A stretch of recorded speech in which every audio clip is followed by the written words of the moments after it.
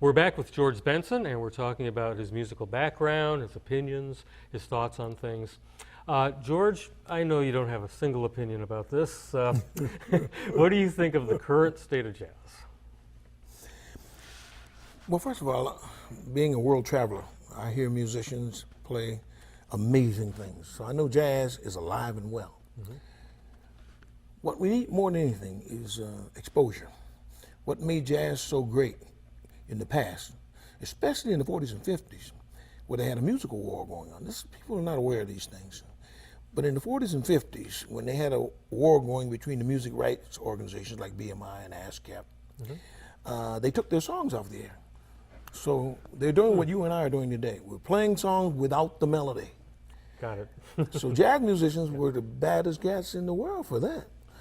And then they wrote new melodies. Scrapple from the Apple was actually another song. And so forth and so on. So jazz stuck out and became prominent during those years.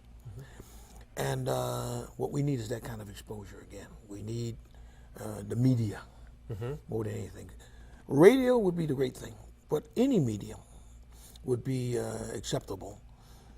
But as far as musicianship, we have it. The world is not lacking musicianship. We got great artists today. So I suspect that over the next few years, we're going to be hearing some of those artists.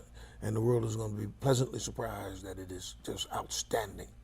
What do you think the musicians themselves should be doing to get that media attention? I think first thing they're doing, and that's what this allows us, this time away from the media has allowed us to sharpen, when I say us, I'm talking about the jazz world in general, especially the young ones, to sharpen up their art. And they have done that. They're ready for Freddie. All they need now is the exposure.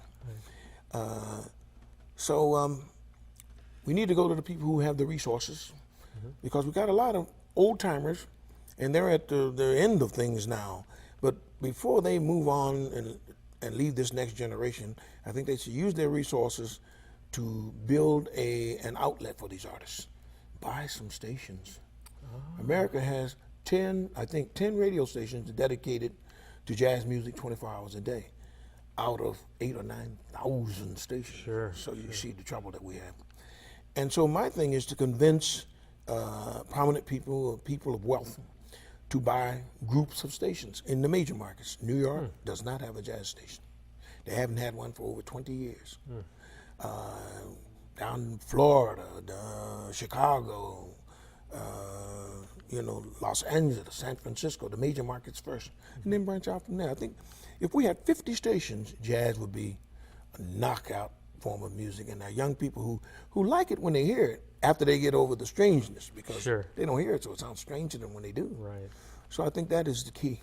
You know, that's a really encouraging perspective. You know, a lot of times you talk to people and they're just so doom and gloom, about the jazz. Oh yeah, there's no jazz. Nobody cares. Nobody's listening. But that's really great to hear. And I know the musicianship is out there. Well, let me tell you what they said to me when I came to New York. And these were people who knew what was going on. John Hammond, who was the guy who discovered everybody. He discovered Aretha Franklin, Billie Holiday, Bruce Springsteen, Bob Dylan, Count Basie, Benny Goodman, and Mary Lou Williams, and just Charlie Christian, just gobs of people. He said to me, George, he said, if you sold 6,000 albums, you'd be a star. I said, wait a minute, you're not telling me 6,000 albums. He said, if you sold 10,000, you'd be considered a jazz superstar. He said, Miles Davis only sells 20,000 albums. I said, that's impossible. I said, you know what, I think if you put something on the record that people want to hear, they'll buy it. And breezin proved me out. It sold, the first year we sold 2.8 million copies. And since then we've gone to 10 million copies worldwide. So I still have the same theory. Put something on the record that people want to hear, they'll buy it. The biggest record of Louis Armstrong, who was a jazz master without question, his biggest record was Hello Dolly. Sure. And you can turn anything into a creative piece. That's right. Ella Fitzgerald with the Beatles song. Everything she did well, but if you lean it in our direction, and improvisational music that pulls a lot of people towards us, and that's what we need. Well, you're obviously somebody that thinks you need to incorporate other things, more modern things, into the roots that are basically jazz. Hey, remember, years ago, You and I were trying to find somebody to teach us guitar, and we couldn't because there was so few That's right. that did that. Well, now we got the whole world at our fingertips. The problem is the world is made out of a lot of different desires. And we got people who love country music, pop music, rock music, hip hop, jazz, everything, smooth jazz. So what are you going to do? Find a little corner and jump in that little corner and die over here? No. Can't do that. No. The good thing is to keep these wonderful ears that our God gave us alive and present music that appeals to people. If I meet a man, just because I don't speak his language doesn't mean we should not try to communicate and we should go away from each other for the rest of our life. Well, see you later, man. I don't want to even talk to you. No, man, we reach out. Right. You know. Well, I would think, well, I know you have brought a lot of people to jazz that wouldn't normally have gone there. It's not too much of a stretch for somebody to listen to Turn Your Love Around, Masquerade, any of these tunes, and then they go, oh, what's this? Oh, it's George Benson on Big Boss Band. And that's a big jump, but that's a very hip record. That's one of my favorites, by the way. I love that recording. Well, let me tell you what the feeling is. When you go to a city you've never been in before, like maybe Madrid, Spain, and the people come to your concerts, and then you go out, they take you out to all the fabulous clubs because they want you to see their city and see how great it is, and so they show you the best. And we walk in the door, and there's 6,000 young people in there jumping up and down, and then they put on one of your records, and it becomes the record of the night. You think that makes me feel bad? I said, man, when they asked me to record these songs, I said, why? He said, well, it's a good song, George. I think you could tear it up. I said, why do you think I can tear it up? Because I underestimate the value of what I do until they showed me. Interesting. They said, George, you do things to songs that nobody else does. I was like, what? They said, let's just do it and I'll show you what I'm talking about. So we do it, and they said, do you hear that? And I said, I feel it. I don't know whether they'll like it or not, but I feel it. Sure. And it turned out to be stuff that was accepted worldwide, and that's just what happened to me. That's only my story. It isn't your story. It's my story. But it's something I can pass on to you. Don't be afraid. If there's something that you feel good about and you think it's communicating, by all means, search it out, my friend. I'll probably be coming to your concerts one day.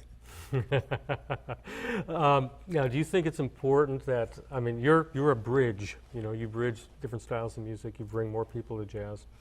Is it also important for flame carriers, torch carriers, the ones that stay very traditional, to keep that alive, and then also the very free guys, the avant-garde guys, that may be beyond the grasp of most people? Do we need all three? I think so. It's important. Freedom of expression is important. You got to allow a person to breathe the way they breathe. I hate to lock because that's what happened to me. They tried to lock me into their way of thinking. I said, wait a minute now, I don't live in the 40s, in the 50s. I live now. This is the 60s and 70s, and this is the way we think today. Right.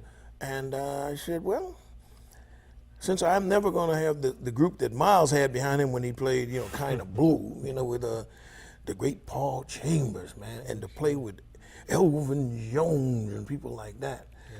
I'm never going to have a group like that. So I said, but who can I get? So I find these young players who are wizards, but they can't play that kind of music because they didn't grow up with it and they have no experience in it. So I said, a chain is never stronger than its weakest link. So I never play past the weakest man in my group. At least I have him play something that will make him blend into what we're doing.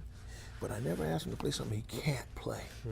Then that way you'll never see what the weakest link is in my group. That makes you the band leader that you are. I think that I've been successful because of that way of thinking, yeah. Yeah, that's beautiful. Well, I think we've learned something and have a new perspective on the future of jazz, current state of jazz. Thanks, George, and we'll be continuing.